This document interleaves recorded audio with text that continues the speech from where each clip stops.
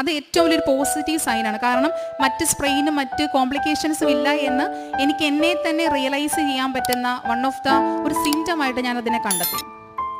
അങ്ങനെ എക്സ്റേ എടുത്തു. അതിൽ പ്രത്യേകിച്ചുള്ള കോംപ്ലിക്കേഷൻസ് ഒന്നും തന്നെ ഐഡൻറ്റിഫൈഡ് ആയിട്ടുണ്ടായിരുന്നില്ല.